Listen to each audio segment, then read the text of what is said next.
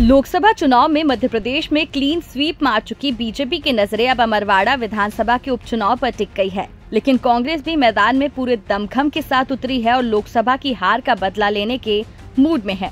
दोनों पार्टियों के लिए ये सीट मानो अब उनकी इज्जत जितनी प्रिय है। लेकिन 10 जुलाई को होने वाले उपचुनाव में कहीं गोंडवाना गणतंत्र पार्टी दोनों दलों का खेलना बिगाड़ दे। आइए जानते हैं अमरवाड़ा विधानसभा सीट के जातीय समीकरण और उपचुनाव से जुड़ी जरूरी जानकारी के बारे में। सोमवार 8 जुलाई को अमरवाड़ा में चुनाव प्रचार का शोर थम जाएगा। 10 जुलाई को मतदान होंगे और 13 जुलाई को परिणाम घोषित हो जाएंगे। लेकिन यहाँ उपचुनाव क्यों हो रहे हैं, ये भी जान लेते हैं।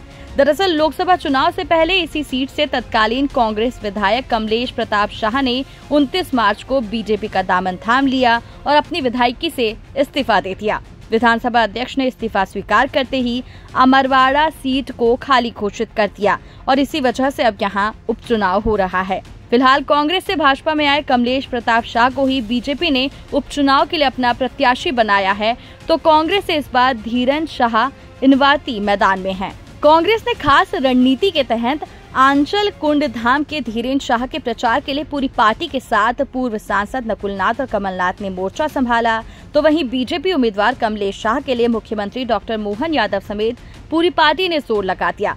लेकिन इस बार मुकाबला सीधे सीधे दो पार्टियों के बीच नहीं है।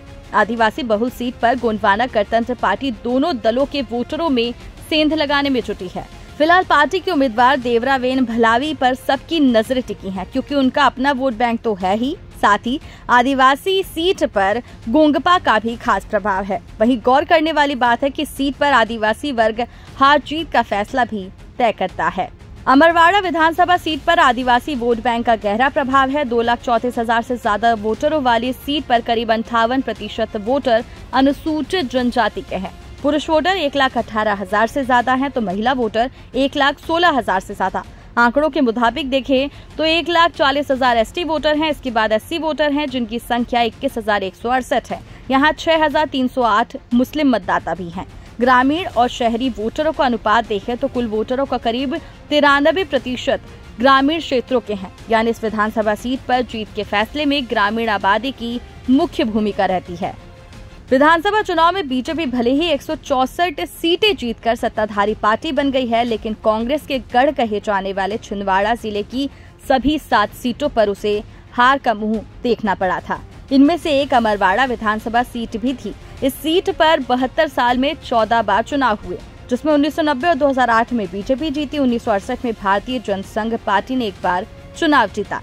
वहीं 11 बार यहाँ कांग्रेस ने जीत दर्ज की है। क्या बीजेपी लोकसभा के बाद विधानसभा में भी कांग्रेस का ये किला दहा पाएगी? क्या कांग्रेस इस क्षेत्र में अपनी साख बरकरार रख पाएगी या फिर गोंडवाना गणतंत्र पार्टी दोनों का खेल बिगाड़ देगी? ये तो 13 जुलाई को चुनाव परिणामों में साफ हो जाएगा। फिलहाल इस मुद्दे पर आपकी क्या राय है, हमें कमेंट करके बताना ना भूलें और हमारे चैनल को सब्सक्राइब जरूर कर लें।